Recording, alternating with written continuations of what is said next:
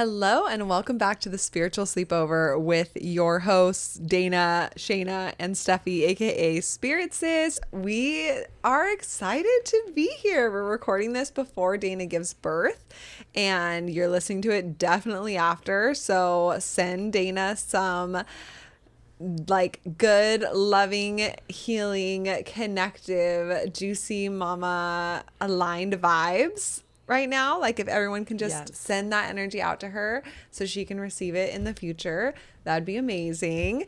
And yeah, this is the Spiritual Sleepover where we're ridiculous and we're also kind of deep and also a little crazy. So welcome, ladies. Welcome. Thank you for that introduction. Leave it to Shayna to be like, welcome everyone. Where are we? Actually, I don't know, but here we are. Here we are. Classic. And yeah, I feel like, so today we're going to be talking about some of our just like health routines and our healing journeys and things like that, and sharing stories around that. And I feel like it's fitting because I literally just got back from the chiropractor, where I've been going to this chiropractor my whole pregnancy, that he specializes in working with pregnant women. And I always say that he just like cracks and whacks my ass, and then I get home and I'm in an altered state. But honestly, I feel so grateful for this experience of being able to go get readjusted, because I really feel like it happened like spirit led me to it. I wasn't planning on doing it and I wasn't really having issues. Jared was actually going to this chiropractor and he was like, you should go see him. He specializes in working with pregnant women. And I was like, well, I don't really have an issue because I was only 5 months pregnant at that time. But as time went on, like I really have been needing to go in there. So anyways, I'm in a chiropractic altered state, just got cracked, and I'm ready to have this conversation. I love the post chiro high that comes. Like, it's so blood real. is flowing to my brain again. Yeah. Like, I don't know why you said it just got cracked. I thought of like one of those 90s slap bracelets. You know, Isla has one of those. And She then does? Yeah, she got it when we were in Spain. And it's a snake, and she loves it. She likes to smack and crack it, just like you, on Dana. anybody's face. Yeah. I used to love, I think this is my Leo moon, just having like a fire and moon sign. When I was a kid, I just used to love getting to like hurt people a little bit without getting in trouble. So those bracelets, I'd be like, you want me to put this bracelet on you? And I like crack it on them. They'd be like, oh, that kind of hurt. And I'd be like, oh, it's just the bracelet. Like I didn't even do it that hard. Stop. That's what happens when you grow up with older brothers. Like, yes, you always need violent. to do some sort of violence. Oh yeah, but we also have fire moons. So like yeah. That. Also, what's really funny is you said like you're cracking, but I remember when I was really, really, really pregnant, because you have that hormone relaxin in your body. Yes. I wasn't able to crack because I'll never forget a few years ago, all three of us were in my living room and I was showing you how to crack your hips. And Dana, you reached down and did it, and I can still hear the echo in my ears today. So like loud. You were literally, all of us were like taken aback. And so now when you're saying you're still crackable, I'm like jealous. Which he said that with women with relaxin, they're more crackable because there's less resistance in your body. I couldn't crack my hips for the life of me late in pregnancy. Man. He does. I was broken. Which it's crazy that he can crack me in the way he cracks me when there's a 9-month-old baby in there. Literally, like, I don't know how he does it, but it's so amazing. And I can feel every time after I leave, my hips and my pelvis just like readjusting and like making more space, and like it just feels so good. But he said I'm only 3 days away from my due date right now, and I've been telling myself that she's gonna be late because I was born 2 weeks late, my brother was born 2 weeks late, so I'm like, she's gonna be like 2 weeks late. And then today, because he's been seeing me every week, he's like, oh, your baby's coming on the due date, like she's gonna be here. And I was like, you think? And he's like, yes. And he's like, I'm really good at guessing. And he is, like, he's so intuitive. Like, he, just from moving my body, he's like, did you break this ankle many, many years ago? I'm like, yeah, I did. And he can just feel in your body. So I'm like, that's crazy. I don't know. We'll see.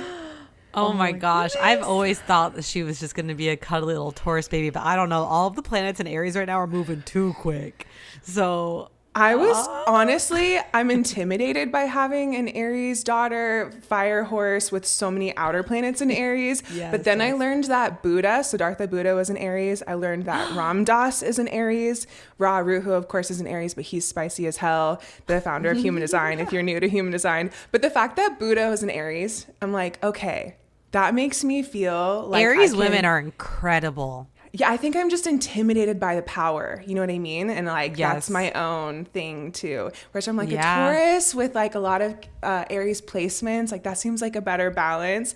But it's honestly really exciting to not know and to just be up for the cosmic lottery or like the cosmic surprise. And it's so fun for me to actually be due like right next to the cusp because it's so easy. If she's 1 week late, she'll be a Taurus. And so, yeah, I'm really enjoying the surprise and trying to be like so calm and chill. That's my new mantra to myself. I'm like, I'm so chill. I don't even care that I'm giving birth in 3 days. When there's like 10 planets in Aries right now, like I'm the most calm I've ever been. I'm so chill. Are you feeling? You had a beautiful pregnancy. Are you feeling like super pregnant? Like, okay, I'm ready to get this baby out? I mean, I definitely feel the most pregnant I've ever been to this point. And you know what I mean? But like, no, I feel really good like still. when it's like you're about to give birth, you feel like, okay, I'm ready. Yeah. Like I need this baby out.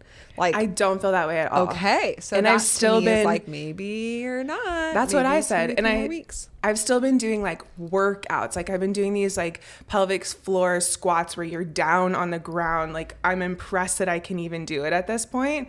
Damn. And I've been doing them really well and like hiking every day and finding time to do all that. But that also can induce labor too. Like like I've seen people on TikTok like twerking it and dropping it deep and like the baby just slides right out. Yeah, right? I mean, I hope I give birth while twerking.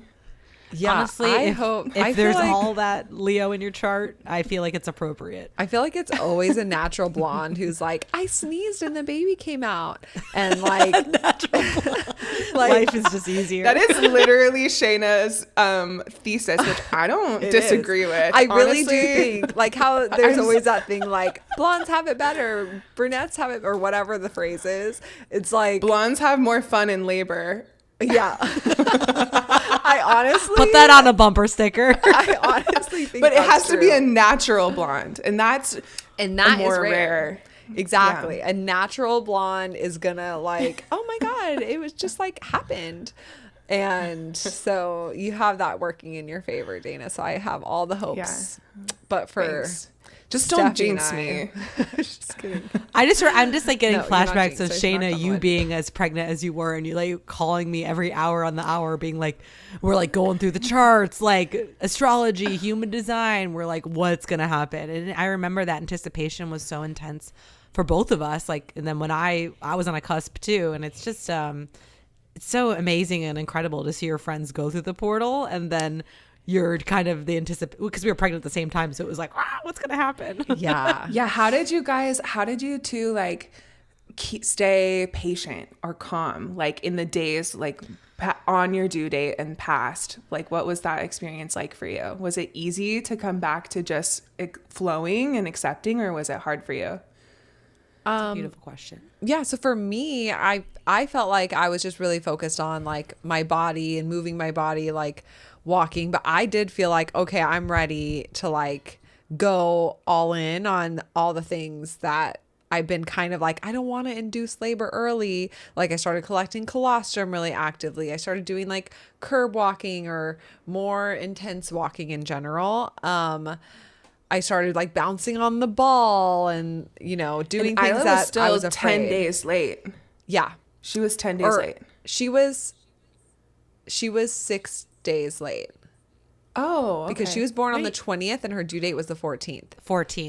Yeah. Oh, I don't know why I thought 10 days. Maybe just because she was bigger.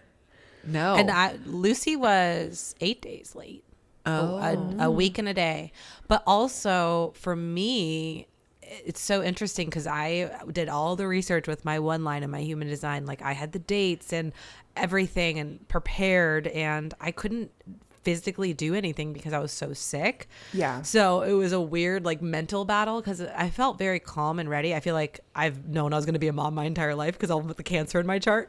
But then it was like all of these unknowns were happening, and then things were happening with my family. And then Shayna just had a baby, so I was able to witness that. And so there was and then my other best friend had a baby. So yeah, I think it was more for me, like more emotional than physical, because physical, I had to just surrender to what my body was doing. Like at that point, I'd been in the hospital 3 times a week my entire pregnancy. So it was like I didn't have any calming to do. I just had to be so incredibly present. And then when I was in the hospital, like my husband still to this day makes fun of me because I'd be like in the worst pain of my life, and a nurse would come in and I'd be like, what's your name? Like, what's your sign? Like, how are you? How are you feeling? And Andrew would be like, what is wrong with you? Like, you were the one going through 44 hours of labor, and like you want to know if they're a Pisces, and they were.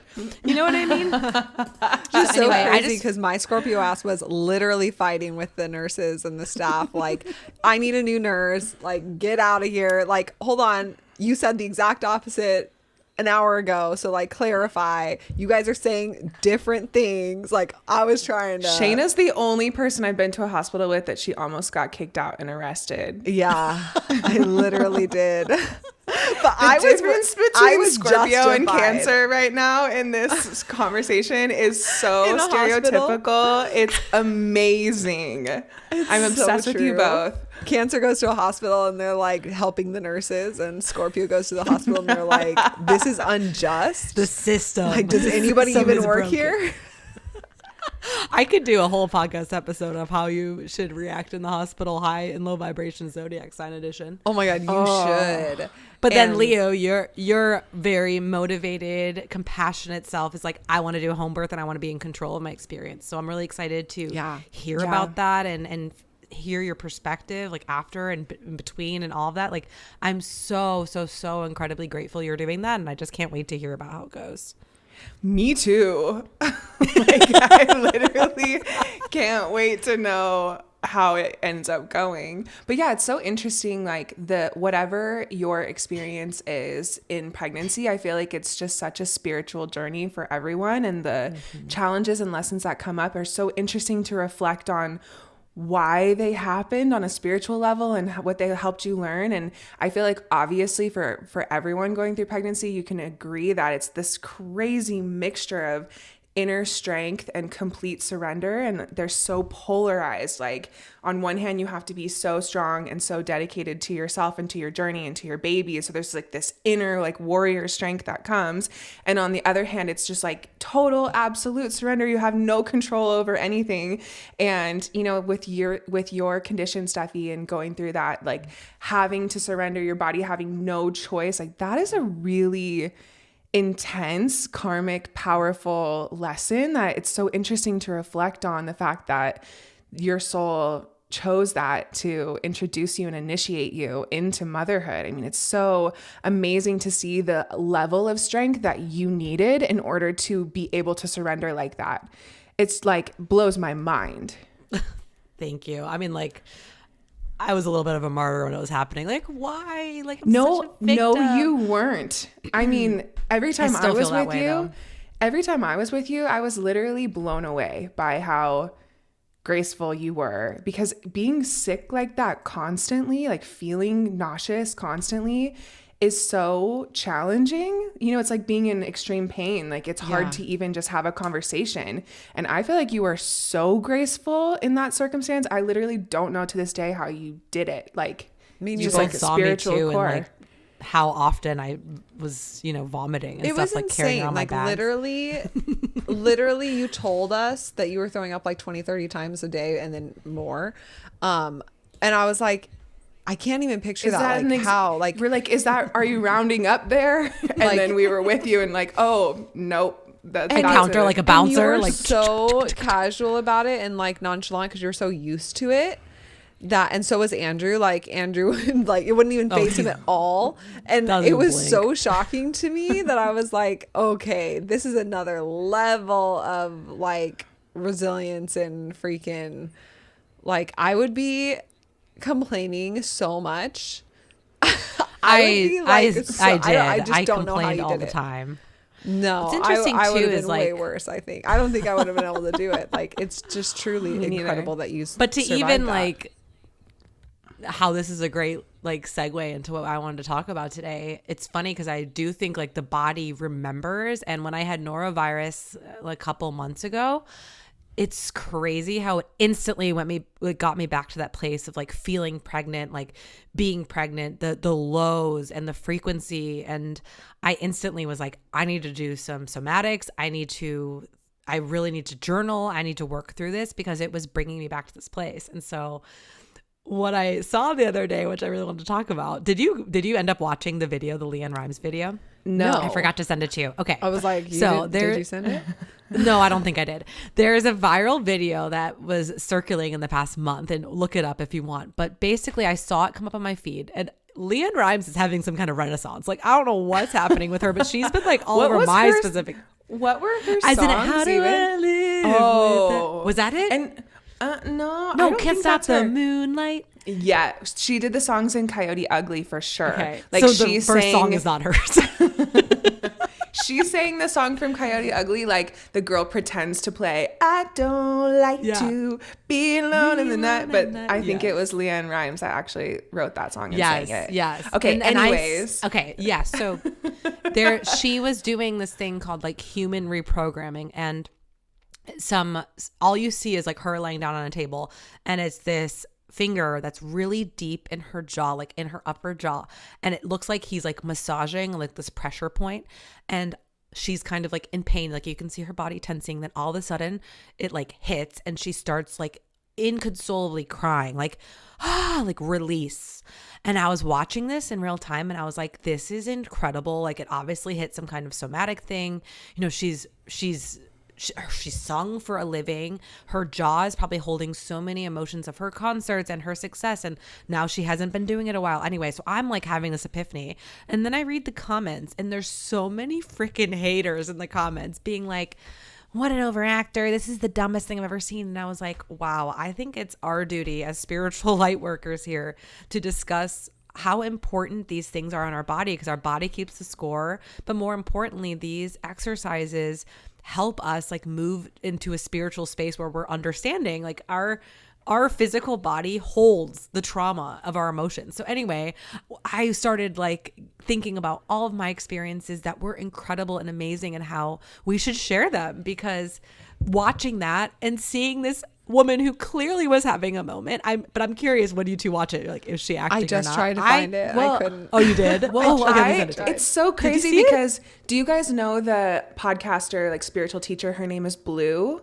BLU, I think. No. Anyways, no. Okay. She's super famous, and like she has literally 1 million followers, but she did a jaw release video that I did watch, and it was the same thing. They found this pressure point and they cracked it. And this woman is, I'm not sure if she's like partially deaf or if she's full deaf, but she has like a lot of trauma in her jaw and in her ears and things like that. And they were doing the same thing, and she had just this complete like somatic emotional release breakdown, and it was so real. And she shared it, and she's like, this is not beautiful. Like, I am ugly crying, but I feel like it's so important that people can watch this and actually see this thing break open. And in her comments, everyone was so supportive and was like, this is incredible. Like, because I feel like just the genre of people that she works in, whereas like Leanne Not Rimes so is famous in a mainstream way that like people who are not there for somatic healing and energy healing and stuff like that are in her comment section. So it's just fascinating. And you're like, wait, these people exist? Like, it's just like a whole different paradigm when you like people enter like some comment thread and you're like, whoa. Like, that's like my day to day on my reaction feed. I was expecting at all. And it's crazy. It's like, why? I just don't know why there would be pushback. I feel on like that. it's so vulnerable, especially like you said that. To show. She said like I'm ugly crying, but like for her to powerful. know my audience isn't into this, and she could potentially get feedback. And then I looked at her page, and there's like a series of her doing all sorts of somatic exercises, and I felt like it was so brave and incredible that she was showing this, like with this veil lifted, that she was trying to work on her mental health. And then it reminded me of all the times I've done yoga. And I remember it feeling very performative to me in some ways. And maybe I was in the wrong studios, right? But I've never really vibed with yoga because I felt like people were like trying to show off. And meanwhile, like I'm a beginner and I felt very self-conscious. And every time we would do the camel pose, the teacher would be like, just take a space for yourself and like a second, because your hips hold so much emotion. And I remember being like, this is such bullshit. Like, and then we do the pose and I'm like, I feel nothing. I cry at a drop of a hat. Like what's going on? Until I did my regular somatic exercises by myself. And we went to this, finally in the program, you get to like the 3rd or 4th week where you do hip releases. And she said the same thing. Okay, this is going to be extremely intense. You might cry for days. And I remember thinking the same thing. That's never worked for me in the past, whatever. And I had to hold this position of my hips for a long time till my legs were shaking. And I remember leaving it thinking like, that was interesting. And then that night I cried for 24 hours. It was like a purge of emotions. And the next day I felt completely normal. And I was like, there is something to this, our hips storing emotion, but also certain body parts. But do either of you know why the hips are so crucial for emotional centers? Is it like our root and our solar plexus? I mean, I don't know the answer to that, but I do know that for women, like that they say that the hips are the place that holds the trauma more than any other place. And I wonder if it's because it's where your womb is, you know, like in the sacrum of your body. But I don't actually know the answer to that. But I definitely know that my body in general, I feel like I'm not a super tense person. I feel like I'm really flexible, but if there's one place in my body where I'm holding tension, it is my jaw and my hips. And I feel like for so many women, it's the same. And I know that the hips and the womb and your cervix, like, you know, when we're talking about giving birth, I know that they're directly connected to your vocal cords and to your jaw tension. And like a lot of the books that I've been reading, it's talking about if you've had any experiences with sexual trauma or anything like that, how much it can get stored in your hips and you can have tightness and a difficulty for your pelvis to open. And also the same thing with like verbal abuse, or, you know, not being able to speak your truth or having been held back. Your truth has been held back for years, that the jaw tension and that your throat tension can actually close and stop your cervix from being able to dilate and efface and all of that stuff. And that for so many women, they're wanting to do these like talk therapies and really being able to do shadow work before they give birth so that they have this ability to expand and open. So I know that that's a very like, the two things are really interconnected. Well, I just looked it up. And it's because the psoas muscles are there, and that's really connected to our spine and our legs and our fight or flight responses. So when we experience trauma, these muscles like contract and they store that memory of like fear and stress and whatever that trauma was in those muscles. So when you're like working with your hips and those psoas muscles and relaxing them or releasing them or shifting them in some way, it helps release that trauma. It's interesting because like for Dana and I, like we've done so much breath work, and breath work is that somatic work, you know, releasing things that are trapped in your body. And it's like, it's literally psychedelic. Like breath work is truly, like life-changing, because you're doing the same thing that you're talking about, Steffi, with like that, like you can do different poses in breath work that help move that breath through your body and relax those different muscles. And you have like a very emotional experience to literally just getting breath into your body. And it's the same type of experience and healing that you could receive from like a plant medicine or like years and years of therapy, but it's just you getting breath and oxygen into parts of your body that have never had it before.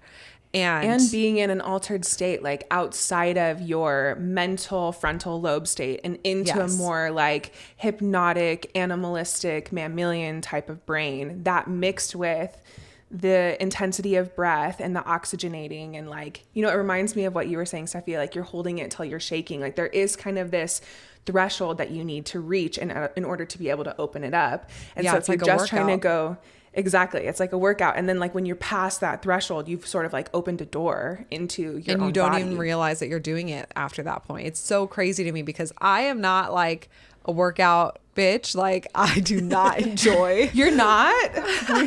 We had no idea. I do not enjoy working out. And every time I do breath work, like the first Same. like 10 minutes, I'm like, I can't do this. Like this is hard. Like this is a workout. Like It's so fuck, like I hard. can't do it. And then all of a sudden I switch to this place of like, I don't even notice that I'm doing it. Like you said, Flow I reach state. a door and yeah, a lot of people shake. They have this like very physical release where you see a trauma response come out of your body physically. Like some people like have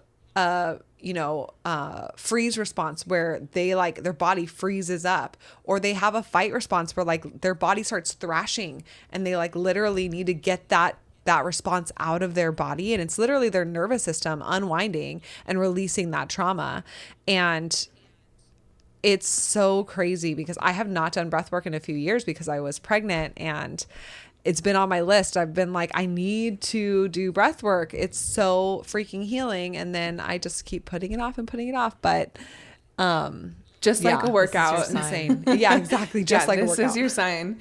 Yeah, honestly, like the two things, which we've talked about this on our podcast before, but for me personally, I've always had claustrophobia as long as I can remember. And I've always been like, I think it's a past life thing. And my mom is claustrophobic. And so I always thought that I was probably conditioned a bit by her as well.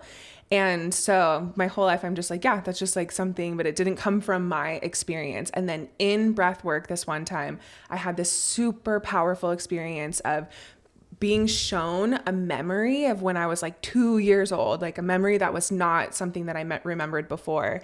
And just being in this really uncomfortable circumstance when my parents had just divorced and my dad was sleeping on the floor at a friend's house. And so me and my brother and my dad were all sharing a mattress on his friend's kitchen floor. And I felt so uncomfortable. Like I felt like, where's my room? Where are my toys? Like, this is not, I don't want to be here right now. And I felt so trapped. Like there was nothing I could do except for just like surrender to the moment, even though I felt like deeply unsafe. And in my breath work experience, I started feeling this physical feeling of being buried alive. Like in my mattress, in the moment, I felt like my body was being sunken down and then covered and buried. And it was like heavier and heavier. It was so scary and uncomfortable. And then all of a sudden I like had this superhuman Hulk strength and like jumped up and got up and like saved myself in the memory. But in the moment, just laying on my bed in breath work, all my body did was just like kind of jolt like out of that experience. And I literally healed like 85% of my claustrophobia in that moment. And it has been so much better since that moment. Like I still feel it a tiny bit, but it is nowhere near what I felt before. And it's just so crazy because I never knew that it was connected to my own experiences, because obviously I didn't remember that memory. It was in like the deepest recesses of my subconscious.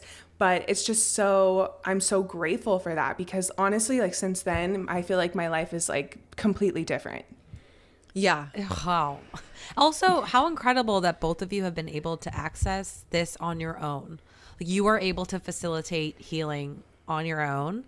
I just feel like I always need a practitioner to help me move through that. I will say that we did. Let's hear stories. Like we have gone We've done to breathwork breath with work practitioners. yeah, and gone in person, and we have done it together, like physically gone to breathwork ceremonies like here in Ventura or in LA, and like gone and had these experiences that are so incredible because, like Dana said, it's not coming from your analytical mind where like you can know analytically, like logically, I have claustrophobia, or like I have a huge phobia of bugs, or whatever it is. Like I have an issue with like repressed emotions, but you don't know necessarily why. Like you can mentally try to think of like, well, it's because of trauma in my childhood, or it's because of like this horrible ex-boyfriend or whatever. But then when you get into breath work, you might not even have the intention of healing that thing. Something is going to come up and come out, like, and it's a memory that you don't even realize, or it's a experience like this healing that, whether it's visuals or something very physical, that you couldn't have tried to remember or think up. And it'll heal something that you're like, oh my God, I didn't even realize that was related to this issue that I was facing or that's been holding me back. And every single time it shocks me so much because it's so clear that this isn't coming from a place of like imagination or make believe or like your ego, like wishful thinking, because it's not so something surprising. Yeah, exactly. And so that's what's like when we're talking about this Leanne Rimes thing and like the somatic healing, it's like this isn't some shit that you could make up and perform when we're so true. in this space. I mean, I don't know specifically with like what that video showed, but when I'm talking just about my own experiences and breath work, like it is not performative in any way. I mean, everybody's eyes are closed. You're literally like such a heightened state. You're not even aware of other people. And the things that come through, you like literally couldn't plan. It's incredible. You're showing it. Look at her face. Yeah, I know it's hard for people not on, if you're not watching the video, but it's a picture of her and she's like screaming. I'll send it to you later. Look it up. I'm curious. Why would she share that for attention? Like, it's clear to me that that's a really vulnerable, brave share. And I haven't watched it yet, but I think it's amazing. Yeah, I know. I'm like feeling triggered because I went to her Instagram and she's like repping and posting about Next Health, which is the company that I use. Oh, that's a whole nother podcast. And like Next Health There's a message in here. I know Next Health is like blowing up and they're doing amazing, and that's so great for them. We should bleep the name. But I'm like, I literally designed that logo. But yeah, so I'm like, okay, that's which for anyone honestly, listening, they are doing incredible stuff. For anyone listening, that's the company that Shayna used to work with before she started DayLuna. Yeah. But she's on her health glow journey and she has a platform, so we love that for her. And honestly, like support it. The things that Next Health offers are incredible and life-changing and like groundbreaking, and that's a big part of the reason why I worked for them. We need our sponsorships. But I will say also that I worked for them before they existed and I helped create and build them. But I'm here for that visionary shit. And I love that she's diving into this and sharing it so openly with an audience that is not really like, you know, is more mainstream. So let's move on. Well, I was going to talk about a profound experience Shayna's triggered. So triggered. I'm like, am I okay? I'm sweating. She just took her sweatshirt off. Yeah, I did. She's like, also, is it hot in here right now? And the way you just like threw your sweatshirt off. I need to do breath work. There's something underneath this. Okay, so I was going to tell you about a time that I had Reiki performed on me and something crazy happened. And it was actually in a period of my life where I was like in a dark trench. And I'll never forget because my friend Fernanda, she's originally from Brazil. She moved here with her family and her dad was like a spiritual teacher. And he had all of these interesting hacks, right? But she said, you need to go to Maria. And I'm like, who's Maria? She's like, don't ask any questions. Just book an appointment. She doesn't have a website, nothing. Just call her at this number, leave a voicemail. It was like, sometimes that's how you know they're good. That's the best. Oh, I know. The fact that she had no website, right? And also she's like, she's been doing my energy work for like 20 years. Like since I was like, okay, like since you were like 15. And she's like, no, seriously, my dad and I would get in a fight. And he's like, go to Maria. And I'm like, okay. So anyway, I called Maria. Maria. So I was in this state that I was like going through a bad breakup. I was just in the process of separating from my family, no contact. And my emotions were so touch and go that you could say something to me and I would just interpret it as like, you hate me. And I would start sobbing like in public. I would literally like someone would bump into me and I'd be like, oh my God, you hate me. Like it was rough. And to the point where I was not leaving the house. So it was really bad. My anxiety was bad. Everything was like dark, dark, dark. And so call Maria and she's like, I've been waiting for your call. Like very like calmly. Stop. Wow. Yeah. And then she's like, you need to come immediately. I can tell on the phone. I was like, okay, fuck. So I like drive up she lives in the valley somewhere, which already I was dreading. So I drive up and I get there and she's like, you need to go sit in nature for a second. So in her house, she has literally a tree house that's like kind of built around her house. And so she's like, go sit outside in the garden and have a tea while you prepare. I'm going to prepare the room. And I like wasn't super, it was so dope, but I wasn't super into the woo woo yet. Right. Like I was a psychic and I've always been a psychic, but I didn't have my business yet or anything. So I like walked into this tree house. I like, there was like squirrels and birds. It was really peaceful. And then she's like, come on in. So I lay down and I had no idea what Reiki was or anything. And she's just putting hands on my body the entire time. And I was like, what is she doing? Right. She's like, do you feel that? And I was like, yeah. I didn't feel nothing. Right. I was like, what is she doing? And then all of a sudden she's like, do you feel it coming out of your toes? And I was like, yeah, absolutely. And she's like, do you taste the pennies in your mouth? I'm like, yeah, Maria. And I'm like, you're saying yeah, you said yes, but you actually yes, didn't feel it. Did not feel it. Did not feel it. Okay, so you're just going along with it, but actually you're like, this bitch is not doing anything. Didn't feel it. Okay, but again, gotcha. I'm so open, right? I'm not judgmental of anyone's gifts. So I just assumed it was happening. Okay. Yeah. Right. I'm just like, okay, whatever. And then she's like, do you taste the pennies in your mouth? And I'm like, yeah, I absolutely do. And I didn't. Right. See, and I could never lie like that because I'd be like, she's going to know I'm lying. Like, she's going to be like, no, you don't taste them. You just agreed with me. But, you know, since I'm... Okay, Scorpio. Okay, sorry. But again, I'm like an inherent people pleaser. So I want to make her feel good. Okay, Cancer. You guys are so classic. I literally love this conversation right now. Okay, sorry. Go ahead, Steffi. But again, because I like, and also she came highly recommended from one of my best friends who's gone to her for like her entire life. So I knew something special would happen. But again, then towards the end of the session, she started saying things about my life that I didn't remember, like saying these traumas and things that were coming up. And I was like, I don't recall those. And she's like, they definitely happened. And then towards the end, she's like, do you feel that at your feet? And finally I felt this like warm, tingly, fiery feeling at my feet. And she's like, that's the trauma leaving your body. And I was like, okay, whoa. And so I got up, and like you said, Dana, today, that you felt like a little bit of a high.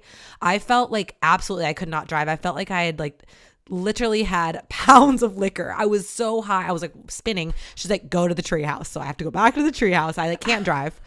And then she comes in and she's like, that was a really intense session, Steffi, but I have some like instructions for you. She goes, you cannot look at a screen or your phone for the next 24 hours.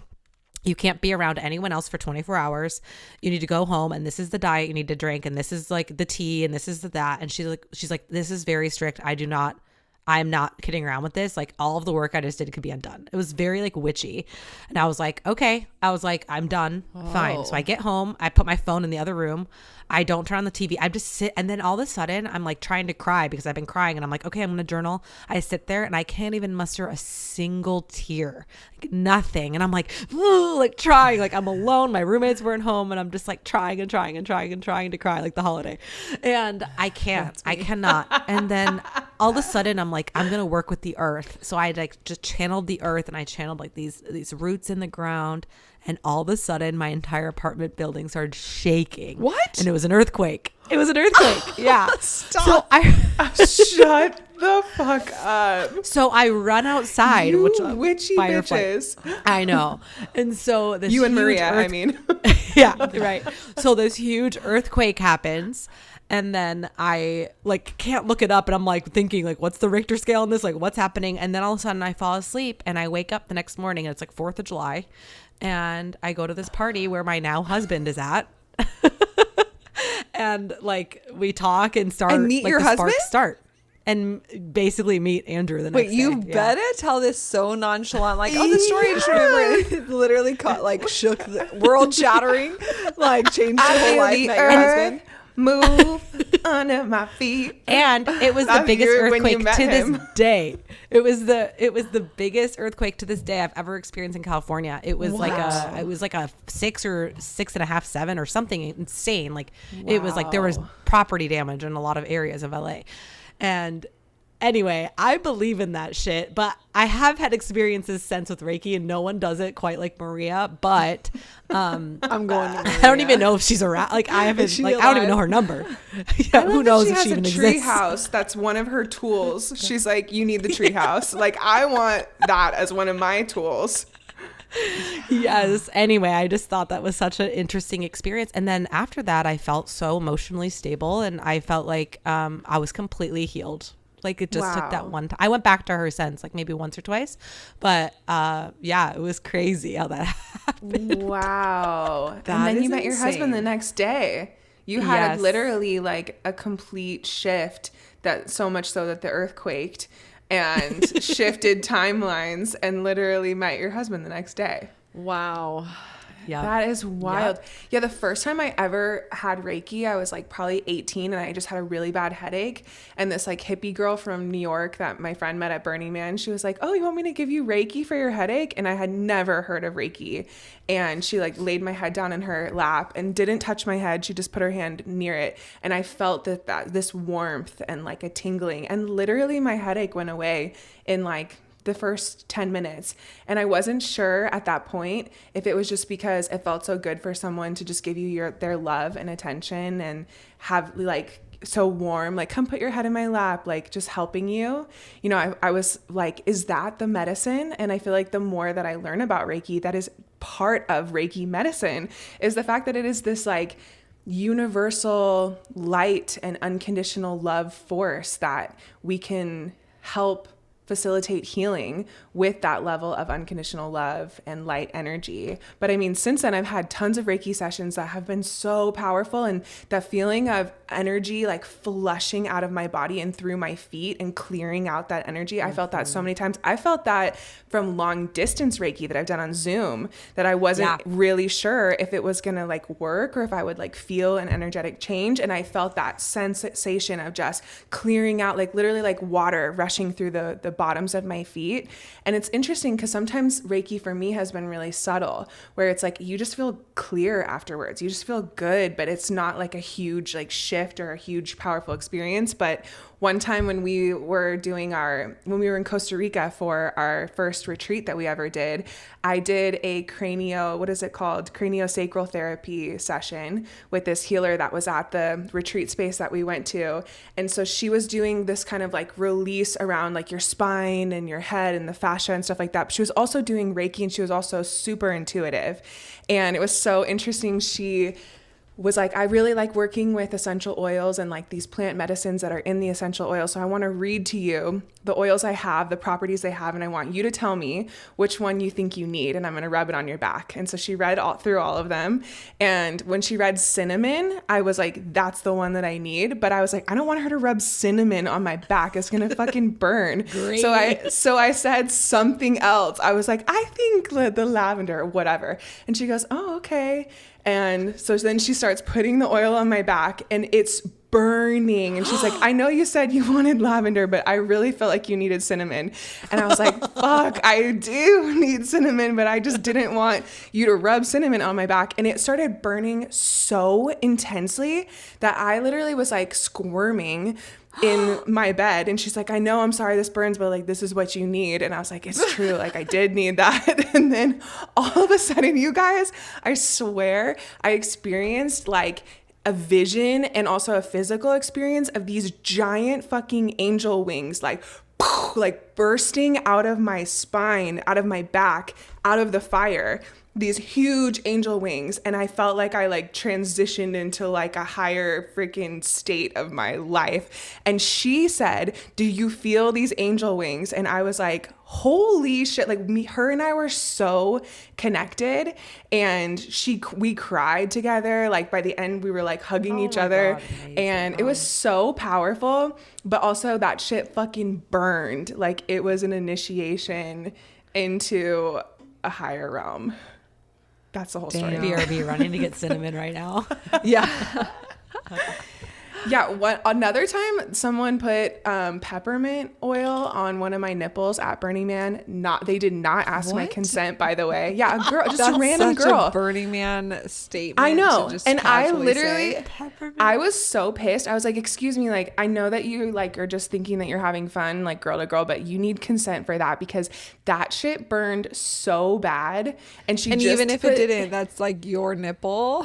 No. Yeah. Like you can't just do that. Like, obviously. She was really nice about it. She's like, oh, I didn't realize. Like, oh my God, you're right.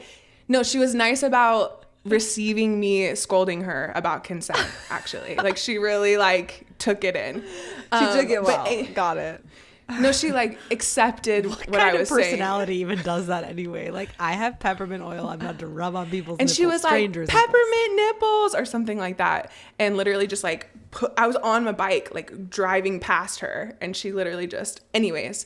So there's a theme for me in my life around burning essential oils on your body. But it is interesting how some essential oils you have such a strong reaction to. Like, I personally do not like lavender. The smell of it anywhere near me. If I'm doing my spell candles, which I've been really into lately as part of my daily practice, I always use like rose water or like different. And I have a whole thing of lavender here that I haven't even opened. Something about it, and I don't know. My friend thinks in a past life. Yeah, my friend thinks in a past life I was like some kind of like maid or something, because apparently the maids and the servants like in the quarters of the castles would have to put lavenders on all the kings and queens pillows. Yeah. And she was like, I was a queen because I love that shit. Oh, I hate I never was have just liked lavender. thinking that. I am You were the obsessed queen. with lavender, and I do think I was a queen in a past lifetime that probably got lavender. Shayna on and the I pillow. were groveling at your feet. Totally. But also, like, I don't know. I also feel like everyone was a queen and king and everyone was a servant. And, like, you got to connect with Oh, yeah, both for of sure. the times, I don't know if but I've ever been a queen. Like, I don't feel it in my body at You all. don't? Oh, my No, God. I feel like I'm always serving. That's hilarious. Well, it's really interesting. This is like a whole nother conversation, but I mean, past lives, I feel like doing past life regressions can be really healing too. Like when I was saying the story about releasing like the physical energy of claustrophobia, I wasn't sure if it was a past life, something that happened in this life, my conditioning from my parents. And it's really interesting how sometimes just doing like trying different healing modalities can kind of reveal to you where the origin or the root of those things might be coming from. Because sometimes I feel like physical things in your body, even like food intolerances and things like that, can be connected to past lives. I feel like that is 100%. definitely a somatic healing practice as well. I've seen that so much. Yeah. Or like people having illnesses or like indigestion or things like that are happening consistently. Like it could be some type of trauma that they're holding that's not even rooted in this lifetime. Totally. I felt it collectively when COVID was happening. A lot of people, obviously rightfully so, we were unsure of what it was, but there was a lot of collective fear, and I tapped in, and it was people who died of the plague, and there was a lot of like this reconnecting to that, and I sensed the fear. And then the second I connected that, I was like, okay, this isn't mine to hold. Like, and I just don't think I was there, like personally, because I didn't feel any sort of way towards the feelings of COVID. Right. I mean, like, whatever. My own experience. I for sure was there with the plague, and we had somebody come on the podcast. I was there. I wasn't expecting you to say that, Shayna. Well, I was. And did you die of the plague? No, what happened was somebody came on our podcast, Dana, and told us this. I don't know if it was on air or if it was after the show, but and it makes sense. Like, they told because you you died of the plague? Well, no, I have tryptophobia, remember? And I was like, oh yeah, like some textures literally make me feel like I'm gonna die. Like looking at them, like I feel so sick to my stomach. Like I want to throw up. I want to like exit the area. Like it's so repulsive to me. And he said that my tryptophobia that I have right now, I don't even think I told him that I had tryptophobia, is actually because I worked at an orphanage during the time of the plague, like as a nun or something. And I know, and that I was taking care of children who were dying of the plague, and like the plague would like cause you to have like pus, and like your body would like these wounds and blisters and stuff would like be decaying. The sores would be like your body's decaying on the outside. And that's what tryptophobia is. It's like this, like looks like something is being like rotted or like the holes decaying. Yeah. And it's like your biology brain signaling to you that this is an unsafe, unhealthy like thing. So disgusting to me. It's crazy. And I was like, that really resonates with me because it's so deep seated. It's like in my nervous system. It's not like something that I'm like mentally, like I know that when I look at a certain texture, like I am safe, that it's okay. But yeah, I can't stop my actual physical response to it. So, but for sure, like even before that, you know, learning about the plague in, you know, high school and whatever, like I've always had, and even in like movies or shows, I've always had this feeling of like, it's so familiar, so familiar. Interesting.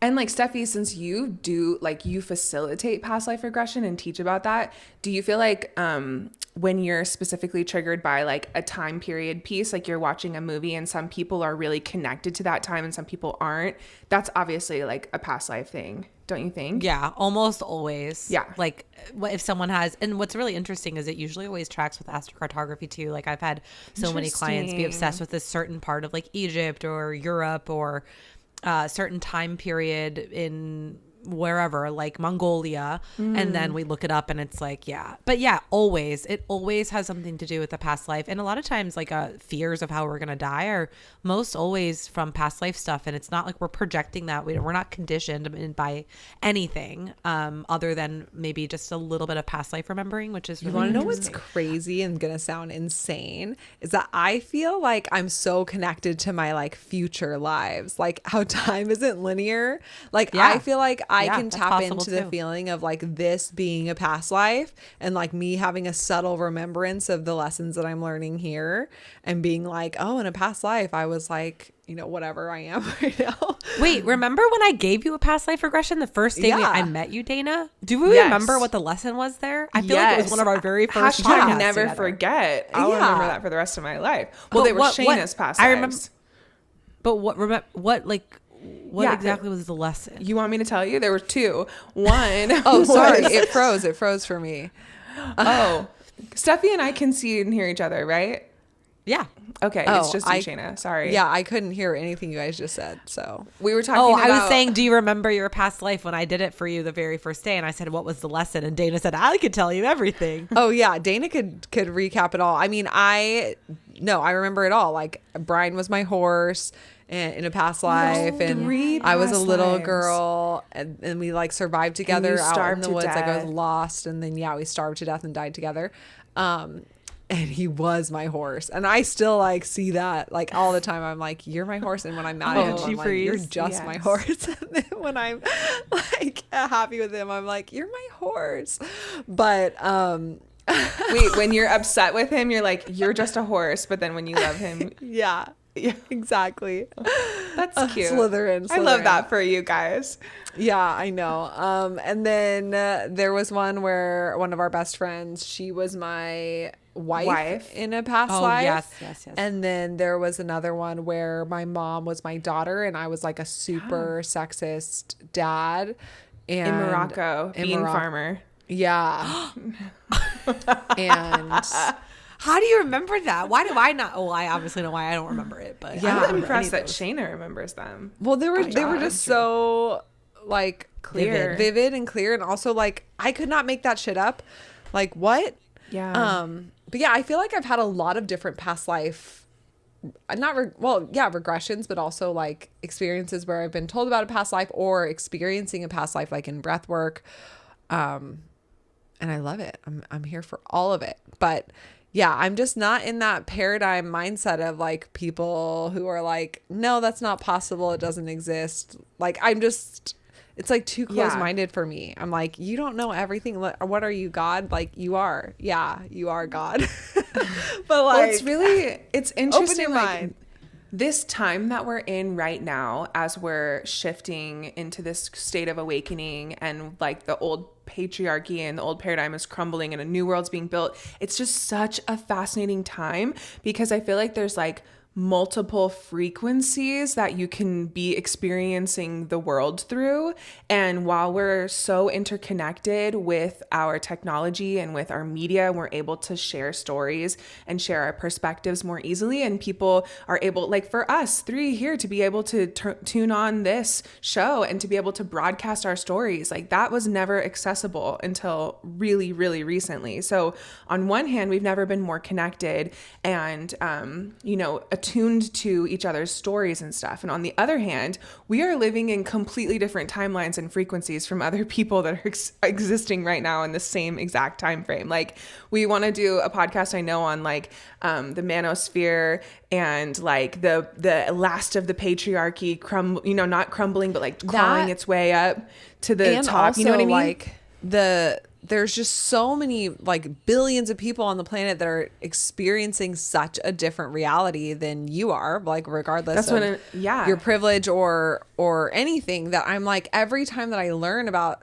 just like some shocking shit, I'm like, how did I not know this, first of all? Right. And also, like, I can't even like put my mindset in their mind, whether it's something that's just so opposite of me, like the manosphere or something like that, or whether it's something that is like, I deeply care about. I shouldn't know that it existed for me to even care about and put myself in those people's shoes. And it's so hard to wrap your mind around. I mean, obviously the three of us here are so incredibly privileged, and it's like, but still choosing to show up and like work on what we can work on and heal what we can heal and take accountability for what we can and help where we can and show up with the gifts that we have and the resources that we have right now. I mean, that's all anybody can do, regardless of where they were born or what resources they have. Like, that's literally our job here on earth, is to contribute to the collective consciousness wherever that is. Like, you're doing it even if you're not trying to do it. But it is really hard for me to like, and it's hard for all of us, but like the more that we learn through Instagram, social media, and all the information that we have, the freaking like, just like insane it is to wrap your mind around, like how many people still need so much healing and awareness and self-love. They are and like completely openness unconscious to their experience of life. Like, they're literally just living in reality, but not aware of their experience of like, they're not observing themselves at all. They're just completely unconsciously moving through it. They're wearing the hat. They're wearing the hat, which it's interesting. I mean, I feel like on one hand, it's like, I feel like I am really good at putting myself in a bubble and surrounding myself with people who are resonant with my frequency. And it's so nice in some ways to be around people who just are conscious and aware and are like, you don't have to fight them about believing in astrology or human design, and because we already can have those conversations. And that's what vibration does. Like, you attract, like attracts like. But on the other side of that, I feel like it's also really important for me, I feel like, to create a bridge to connect with all of humanity. Same. And to see the areas where we're always going to be so much more similar than we are different, no matter where we're from, no matter what frequency we have, no matter what level of consciousness we have. It's like important to foster that oneness and to see yourself in every single person, and to remember that every single person is one shared consciousness, and that we're all just like God or the creator or the universe living through different avatars. Like, I feel like that medicine is also really important. And I feel like that is like my main mission and goal, like from the start, before DayLuna even happened, like when I was sitting in meditation and dreaming up, like, what is my soul here to do? And like, what do I really feel passionately about? And it is like that bridge of like bringing this energy, not like from my ego or like this, like what you're talking about, that oneness, that connectiveness, seeing yourself in another person, to people who aren't like me and who don't have the resources. Like, whether that is, I know we've talked about so many times, like creating centers or hotels or like places where people can come and be seen and receive healing and receive opportunity and receive inspiration, but making it accessible, right? Because not everybody has the resources to go on a luxury 5-star retreat that we host. And so I do feel that so passionately, but then it's like at the same time, like projectors waiting for the invitation of like, you can't like infiltrate the manosphere and like heal them. If you're not just let them come to you. But I'm like, yeah, I want to be that. Like, I'm kind of like, when I look at our audience, I'm like, yeah, we've attracted people who are so similar to us. But at the same time, like, one of the things I just found out, which I'm not going to get into too deeply, but is that there's 200 million women in the world who have had genital mutilation happen to them at 5 years old. And it's so common that it's 85 to 90% of women in Egypt that this has happened to them at 5 years old. And we were just in Egypt and seeing so many women. And I was just like, how did I not know this? And like, the video that I watched, like, she goes into detail of like what her genitals look like after this mutilation at 5. And like, how like is it you don't have to go too far into it, but is it to remove like pleasure capability? Is that the point of it? It's also like written off in the sense of like it's like circumcision that men get, and also to like preserve like purity. So like they'll sew up their vagina to just a little point where then their period can come out of. They'll remove their clitoris, they'll remove part of their labia, and it's so painful. They do it to them without any anesthetic at 5 years old. And like one of the famous quotes is like, it was when I was 5 years old and like I was screaming in pain and this was happening to me and nobody came to help me that I realized I was abandoned in this world. And like that breaks my heart so much. And to realize that like I have passed by thousands and thousands and thousands of women who this has happened to and not even known it. Like not even been aware of that. And like, it's one thing to be like, oh, this doesn't happen to anybody I know. And so it's hard for me to even understand. But then like and then to see somebody on, Instagram who this has happened to and be like, wow, that is insane. But then a whole other thing to like be there. And like, this is in several different countries, 200 million people. Like, it's just so crazy to me that I'm like, how did I not know about this? And also like, is anybody in our audience somebody who's gone through something like this? Like, where is the bridge? Like, I want to bring like love and consciousness to people in that paradigm and like life experience that they're navigating right now. Like in so many different places where I'm like, there's just so much pain and healing to still happen. And we're so incredible, especially as women, to be able to have such a large capacity to hold, like even in this conversation where we're talking about like super light stuff and then also super painful and intense stuff, like we have such a large capacity to hold that I just feel like my vibration, I want to attract like larger, bigger opportunities that can really be that bridge. Like big funding, big changes, like big, I think of like the show Loot, if you guys have ever seen Loot, where she's like a billionaire and she like opens up a hotel and it's all free for homeless people and it's like super fucking nice and like they can have showers and meals and get training and all these things. Like, why does that not exist right now? There's so many fucking billionaires. Like, I just feel that so passionately, and just learning about something like that is so real and so traumatizing and so prevalent. Like, it's not like it's 100,000 people, it's 200 million. Like I just, there's so much healing left to do. And I just want it to be done so much. Like, I want to reach those people and tell them, like, I see you. And like, while I can't fix the patriarchy and I can't fix like all of these huge things, like the things that I know that I can help fix is like seeing someone, sharing with them what their gifts are, like listening to them, offering that place of really teaching somebody how to listen to their own truth and be their own authority gives people back their own liberation internally, even if their outside circumstances aren't liberating themselves.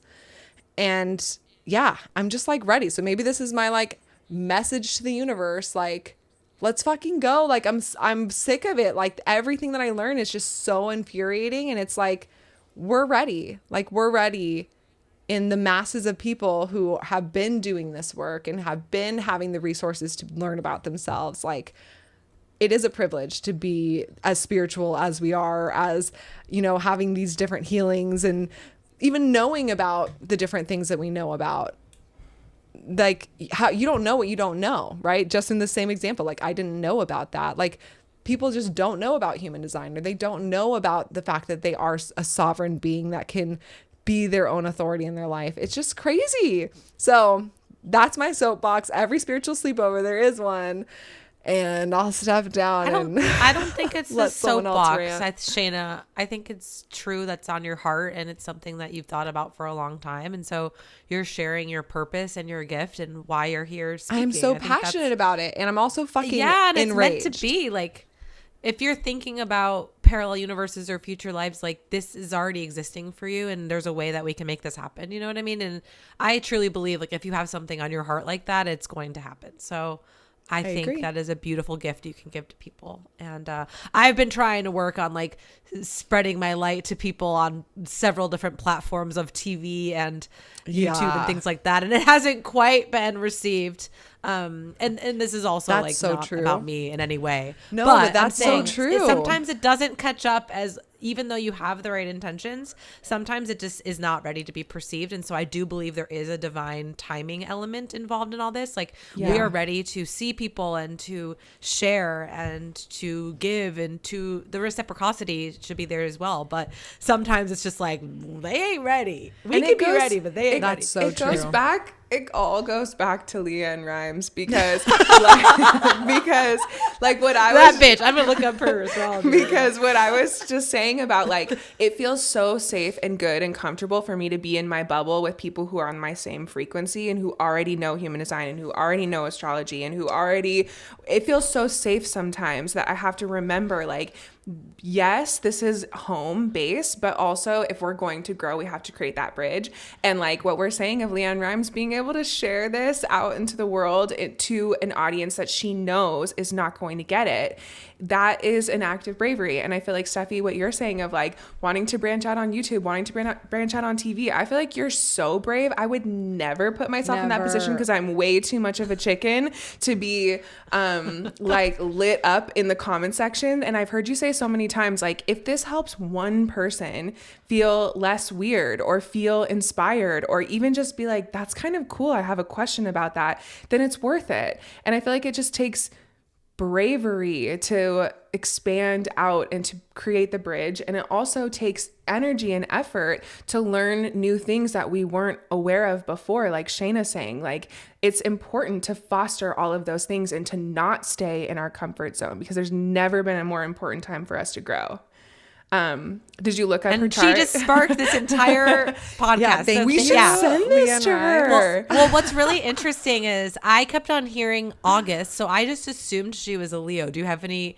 She's I a guess I Cancer. just buried the lead. No, she's born August 28th, which is Virgo. Ooh, Which plot makes more twist. sense, actually, like thinking of being of service to other people and like into the whole body practices. That is like screaming Virgo energy.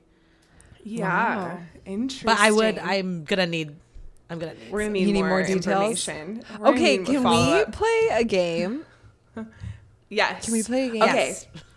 I prepared a game for us where it's called Smash or Pass, and you like either smash that shit, like I fuck with that, or pass, like no, I don't fuck with that. And I just accumulated some woo-woo health tools, and I'm curious what you guys weren't we think. supposed to be sharing like our practices right now? We didn't do That'll that. be a whole I nother mean, podcast. I mean, we talked about healing practices. These are kind Do you of want to just all- share one quick micro, like something you're working on right now that is really helping your morning practice? Yeah. Go for it. Let's just do it quick. Steffi. Lead Sure, the I'll way, start. manifester. Mandan. I've been really into candle magic lately.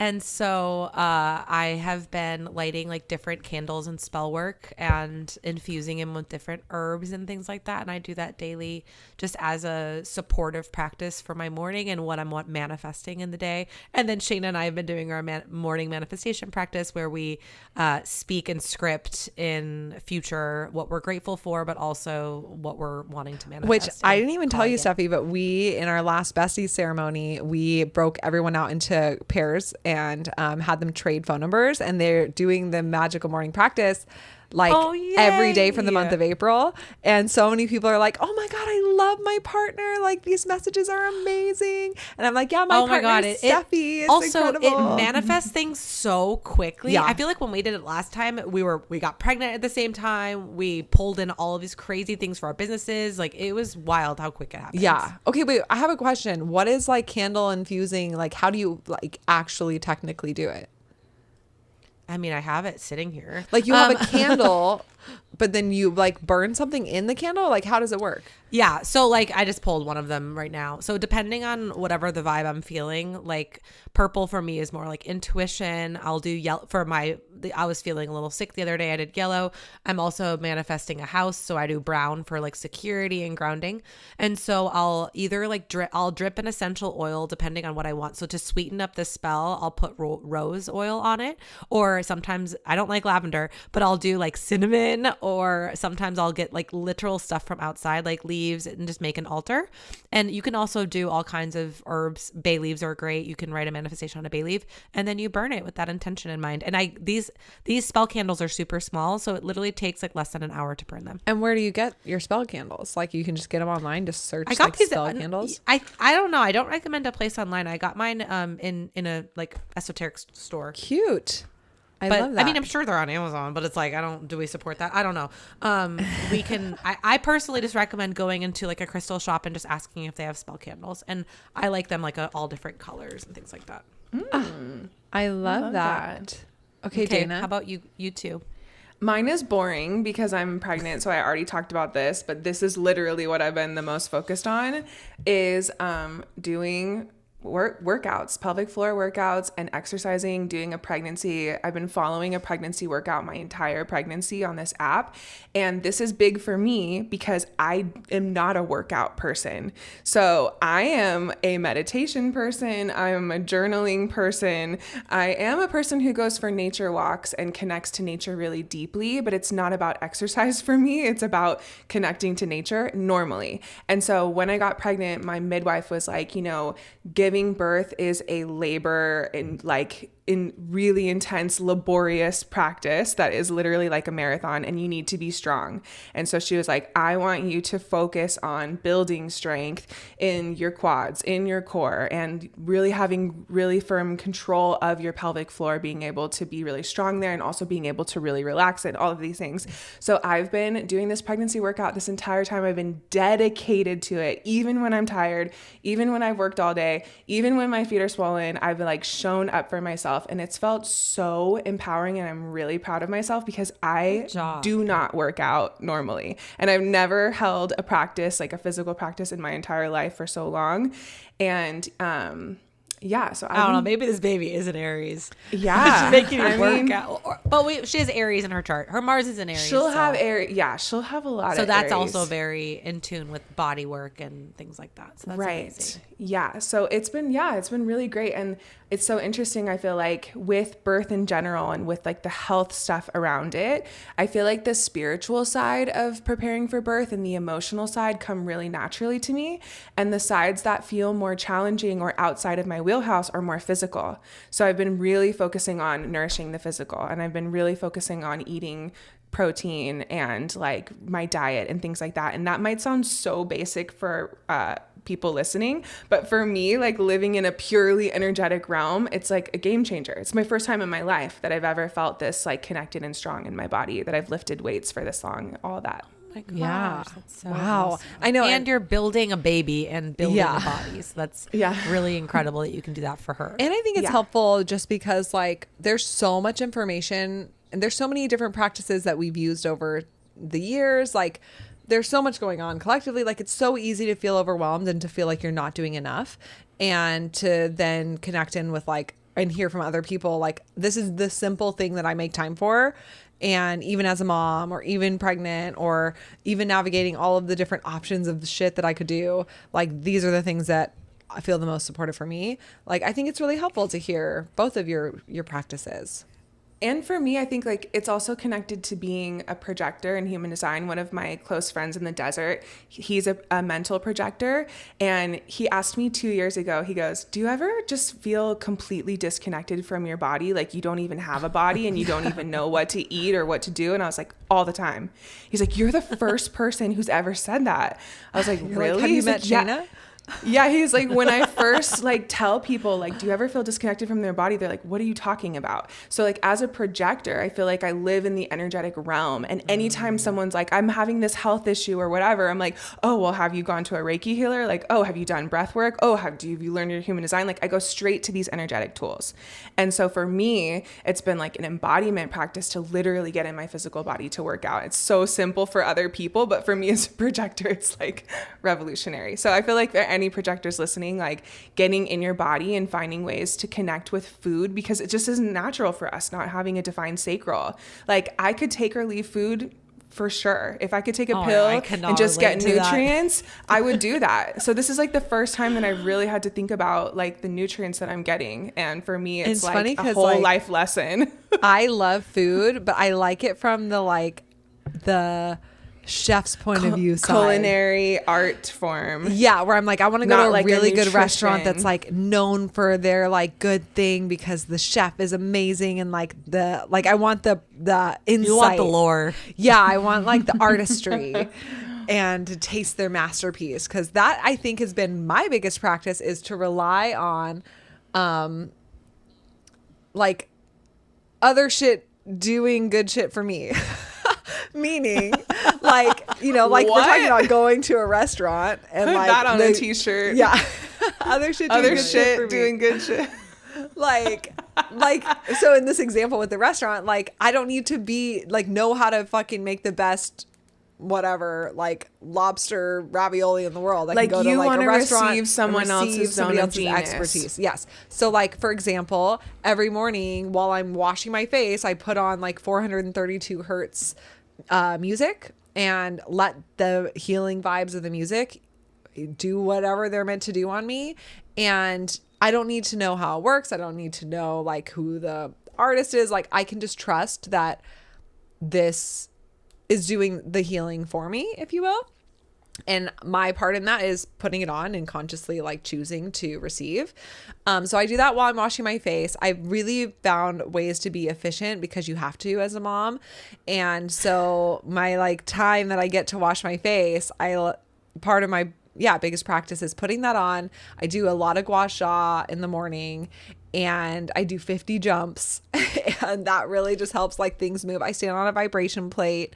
Like all of this is like I do all that in too. the same, 10 minutes that I get to myself in the morning to wash my face.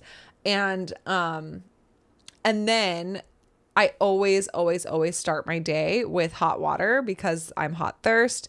And so I do like a pinch of real salt under my tongue, and I drink a whole glass of hot water. And just intentionally focusing on my human design diet is like my biggest practice. Like anytime I'm feeling overwhelmed, okay, I'm going to make myself some tea. I'm going to like drink something warm. I drink cacao every single day now, which I stopped doing when I was pregnant because I had an aversion to it, but now I'm back at it, baby, and it feels so good. Back at it again. And I'm like, whoa, literally everything I've ever done was built off the back of cacao. Because it gives me so much like good energy. Not sponsored. Yeah.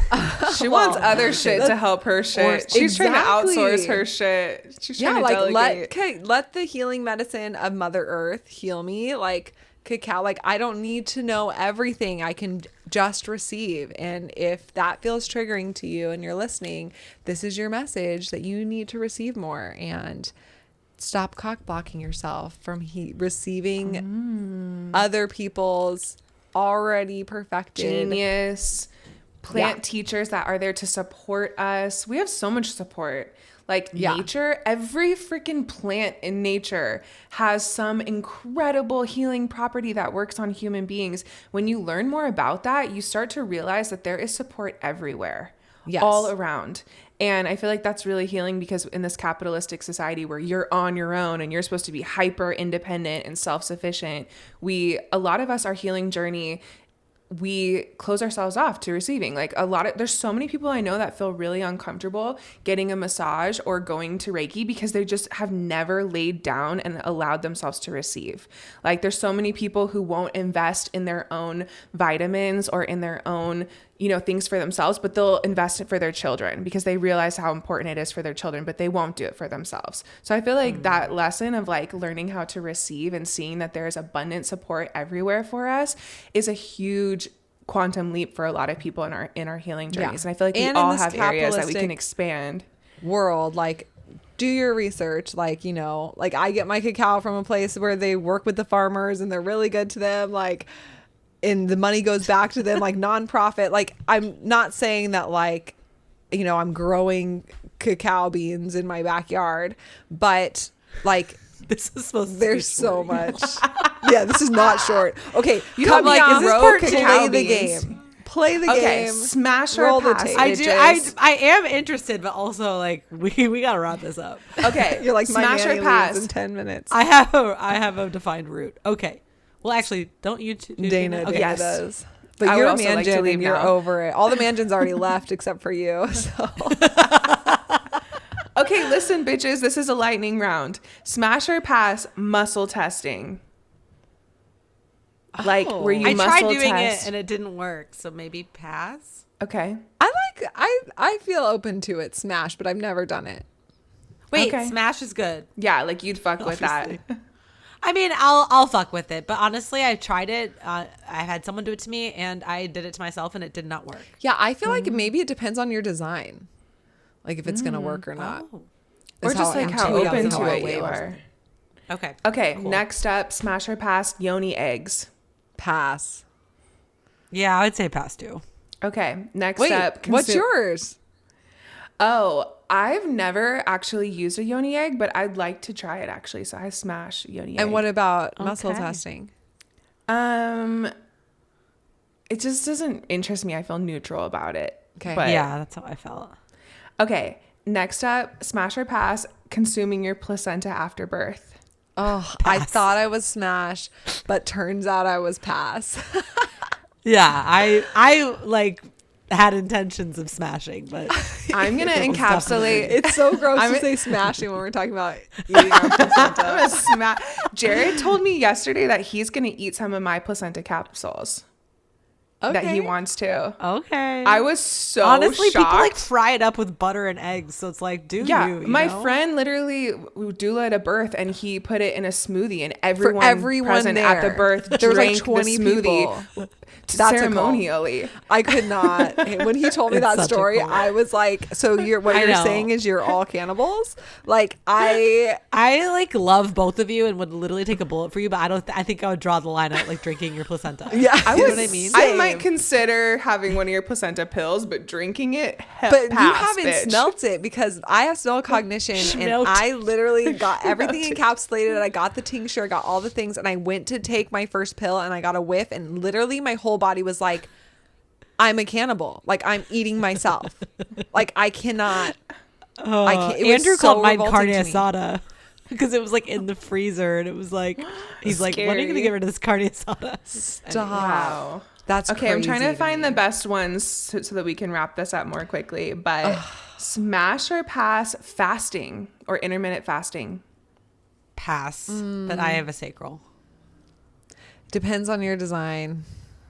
Projectors are like famously like not really designed for intermittent fasting, but I was doing it for a while. Women aren't. I would do it for 24 hours on Sundays and it felt really, really good. Like I felt so spiritually enhanced and connected. They do say like what is that point? It starts with an A. Religion. What's a point? What's it called with an A when you get into the state where it's like your cells start regenerating? I'm gonna butcher it. You get into ketosis. Not being in ketosis. It doesn't start with an A. And something else starts with an A. Maybe I'm making this up. Okay. Anyway. Okay. Keep going. Vibration plate. We already know. Smash. Sorry. We're both doing that actively. My daughter literally goes because she wants to jump on my vibration plate every morning. It's the best thing ever. I love it. She's a Virgo moon. What do you feel when you do it? It's like draining all your release in your muscles. And like I'm literally standing shakes all your shit out. It's so you feel a difference after? Huge difference. Yeah. It brings more blood to your whole body and your brain. Like it helps. You feel kind of high. Like you feel like, whoa. Yeah. I love it. Without knowing anything about it, I'm like, pass. Like, what does it even do? No, you are a smash. You just are you're pregnant. You can't. You can borrow ours. Okay. When I'm postpartum, I'll hit you up. Next one, smash or pass beef tallow for your skin. I've never Smash. tried it. My chapstick's actually I don't beef know. tallow. There's people on. I'm on a weird side of TikTok where people are just like putting any old witch thing on their pores, and I just feel like I don't know. I'm not gonna put it on my face. I mean, although people swear by it. Yeah. But I'm gonna say pass. Okay. I just don't. How about you, D? I'm just not a beef girl. Like I would rather use coconut oil or like some other thing that just resonates with my soul more. So I'm passing on beef tallow. Next up, smash or pass, spiritual twerking Sahara Rose style. Pass. This is. What is it? I plead the fifth. I'm gonna say pass, but just because I literally don't know how to twerk. Like I've tried, but I mean, honestly, it's any type of shaking is somatic, so I'm gonna say smash. Okay, next up, aura rings. D, you need to also respond. You better ask us a spicy question and skip it. Actually, I smash twerking for sure. Like it feels so good, and I'm a root chakra bitch. But yeah, spiritual twerking Sahara Rose style, I pass. Okay, aura rings and like the readiness score. Oh, the readiness score. Okay. What is that? Wait, smash what does an that aura mean? ring. It's like what does the readiness score mean? It like tells you. I pass on the readiness score. It tells you every day like how shitty your sleep was or how good it was. And so that would give me so much anxiety. I would not be able to function. And honestly, it made me like hate my husband because he would literally wake up every day and be like, my readiness score is like 95. And every day we'd get, this was before I had Isla, like every day we'd have the same night's sleep, the same everything. But because I have hormones and all of the things, it'd be like, your readiness score is 45. And like, so fucked up. And then it's just like a self-fulfilling prophecy that you're like panicked about your readiness score. Yeah, all day I would be like thinking about it. I wouldn't like to sleep with a little electronic thing on my finger either. Like that is not for me. But I would rather do that than take birth control. So I was using it for birth control and to measure my temperature. Just take your temperature every morning. Yeah, you can do that too. Okay. Next up, coffee enemas. Smash, smash, smash, smash. Oh, I wanted to say smash it up my ass. Yeah. Shayna, that's the most I've seen you smile in months. Yes, Shayna wants to smash a coffee enema real bad. Now, and maybe tonight. Did you listen to my magical morning practice thing today yet, Steffi? Not today. Literally in it, I'm like, I am just so happy that now I'm done breastfeeding because I can finally detox and do my infrared sauna and my coffee enemas. Like, I'm so excited to do them. Only because I'd never done it before, and then I did it in my prime mestering, and I fucking loved it. And then I've had several people reach out to me like, hey, how do you do it? And I send them detailed instructions and all of the things to buy because it is very specific. Like, you need instructions. But then it's like, I don't know. I felt like it really healed my shit. Literally. I can barely drink coffee alone. Like, I am so like, you both know me. I wake up like spring out of bed and I'm like, like I'm like Tasmanian devil. Like, I don't know if I would be able to. Does it give you caffeine high? I mean, like, I didn't feel caffeine high, and I don't drink coffee like at all. That's true. So I just felt like detoxing. Like, it really helped me detox. Okay. But you can pass and I can smash, and that's okay. I'm gonna pass, but curious. Your coffee enema curious. Yeah, well, just seeing your face light up like that way it did. Seriously. You don't smile at me or anyone else the way you just smiled at that. Like, once again, we are not sponsored by coffee enemas. Like, that's the story of my life. But we like, need are you trying to some. sell this? We need no. Okay, last one, garlic in the nostril. Just like a clove of garlic for to open up your sinus. Oh, that's like an old school I've heard one. of garlic oil for your ear, but not your nostril. I'm going to say no. But also, people stick garlic up their vaginas to get rid of bacterial infections. Oh, yeah. And that actually does work. Are you a pass or a Nostril, smash, maybe not. Dana? Oh, I'm a pass. I like the fact that I'm a smash. Oh. I like the fact that it's so natural and like super old school. People have been doing it forever. Like the vibration plate and like just anything that's like technology, I'm kind of like a little hesitant towards because it's new and I don't want as much like electricity and wires and How like about red fake light? shit around Smash me. or pass? Like I'd rather just go sun gaze Smash. in the sunset and get the red light from that. You know what I'm saying? Like I want to do the natural So you don't want way the that tech- people have been you don't want doing the for tech? 1,000 years. Oh, yeah. man. See, the future I'm me is like, so this is so smash. primitive. This is the primitive stuff. Like my Agree. future life that I'm connecting with is like, you're using a red light therapy. Like, what are you? Like fucking caveman? That's how. Yeah. I just don't I like feel. having wires and electricity on me. So like the red light mask, like that's my hesitance towards it. Is just the fact that you have this like even wearing headphones. I want to go back to It's the headphones that don't claustrophobia have thing. Yeah, that are that plugged. don't have- Same. Yeah. I have a red light panel, so it's like it's far away enough from Oh, me. you do? Okay. And you like it? Okay, is there Love. anything else on that list, Dana? Are we done? Yeah. We're done. 2 more. I gotta run. Yeah, two more. Two We're more done. and let's go. I said okay. red light. Is there any ones you want to add, Shayna? Parasite dinner? cleanses. Oh, smash. I would say smash too. I haven't done it, but I would say smash. Okay. Yeah. How about you?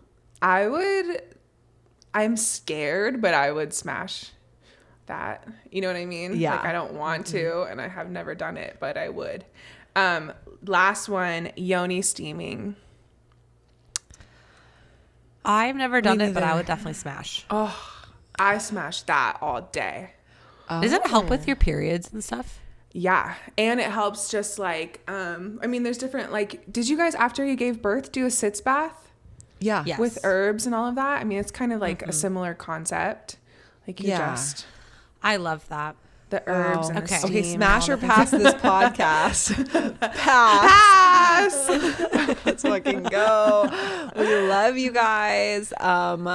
Where can people find you, Steffi, and connect with everything that you do and offer? Yes, you can go on Instagram, spirit_sis, or TikTok, Spirit Sis. Also, we were talking about past life regression. I do have a past life regression meditation, a guided meditation with journal prompts. It's super affordable under my digital readings, and I've had people have amazing stories through that. So feel free to check that out. It's only $44. And how about you two? Where can we find you? You can find us on our website, daylunalife.com, or our Instagram at dayluna, or over at the DayLuna Human Design podcast, where we teach about all things human design in general. And if you want to meet with us once a month and cozy up and do a ceremony and do energetic hygiene and meet with your besties, like I was just talking about how we're all paired up this month, we have so many amazing things in there. It's a huge library, and it's honestly like my favorite thing that we do.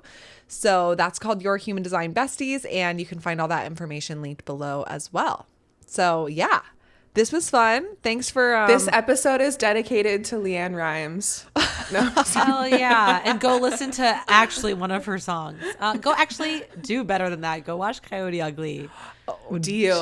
that- smash or pass Coyote Ugly. I'm gonna say Smash times 10. Smash. I smash. The end. I pass. The I end of the pass.